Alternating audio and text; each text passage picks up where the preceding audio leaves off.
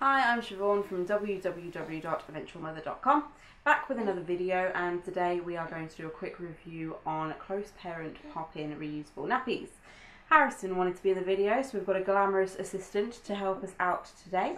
And we're going to look at the features of pop-ins, so we're going to look at the differences between version 1 and version 2, as well as how effective they are as a nighttime nappy, and also the washing and drying as well.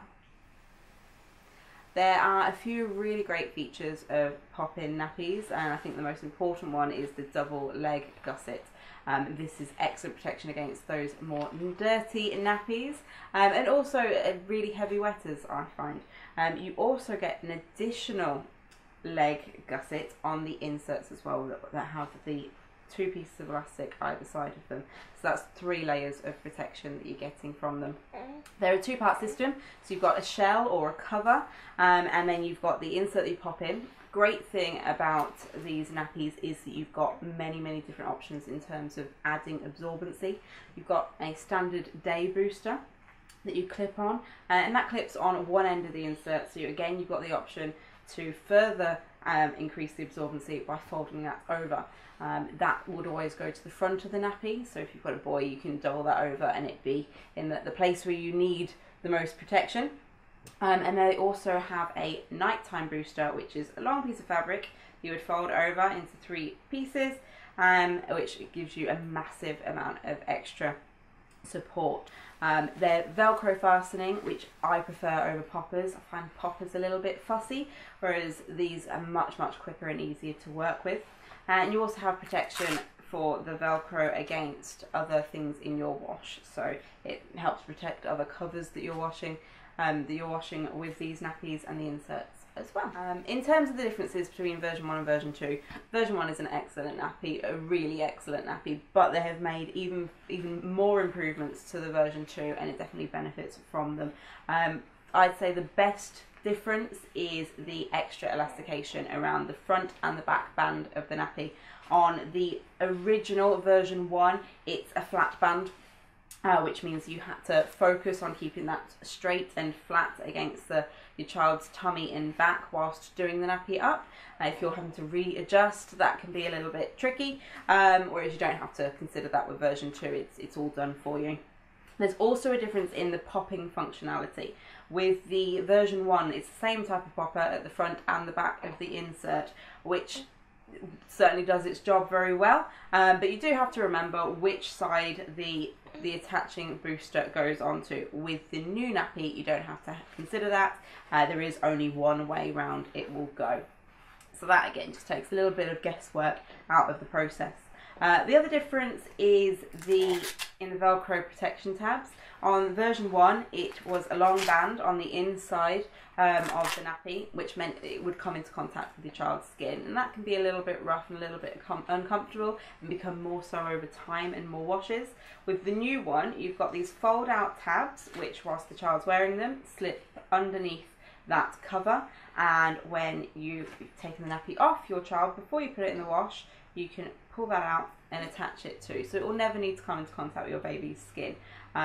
A quick tip for you would be to attach that Velcro as soon as you take the nappy off before you put it in your storage bin. If you don't, then you're going to have quite a lot of nappies to do that with before you wash, and dealing with maybe 2-3 day old dirty nappies and fiddly bits of Velcro, it may not be the most pleasant experience, so get it done as you're going along. Another difference is the size of the cover. The new version 2 cover is slightly wider in the seat, and that gives you a little bit more space between the cover edges, the gussets, and the insert, which means that you don't have to worry about keeping the insert inside the cover. There is no way that this is going to come out. With the original version, being that there wasn't quite as much of a difference between the width of the insert and the width of the nappy, you did have to be quite careful that when you were putting it on your child, there wasn't any part of the insert sticking out. if there is any part sticking out, there's the possibility of that coming into contact with the clothes and seeping out and wicking the moisture away from the insert and into the clothing, and that's where you get your leaks, and that's not the best thing. One of the great things about them is, as I said earlier, the options you've got in terms of adding extra absorbency. That day booster is fantastic, and that sees us through the day and through night. But if you've got an even heavier wetter than Harrison, or when they're older, you've got the added extra option of a nighttime booster, which is a long piece of material that you fold over 3 times, and it's again got those bits of elastication on the sides, so that gives you even more protection. And it's up to you how you use these. You can either fold it as in its thirds and place it on top, or place it below the existing insert and or popper, or you can wrap it around them. I find these a little bit bulky at the age he is now. As I say, he's 4 months old, so he's still quite small. Still don't get any leaks out of them, so they're not too bulky to affect the usage, but I wouldn't say they were necessary at this age, or certainly not for us. When he's older, however, when we're on the bigger settings for these nappies, and when he's even heavier or wetter, I'm sure this is going to be invaluable. But for the time being, it's not necessary because the inserts and the boosters do such a great job. Washing and drying.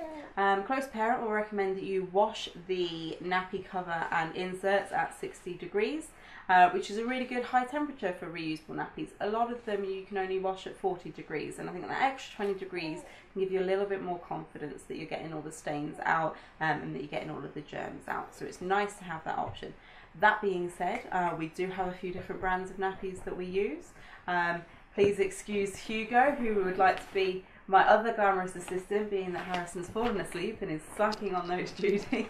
As I was saying, we've got a few different brands, some of which you can only wash at 40 degrees or below. And I've thrown these in at that 40 degrees and they've come out no stains, no smells, and absolutely fantastic to use. So you've got lots of flexibility there. In terms of drying time, we tend to wash these of an evening and then we'll leave them to dry overnight.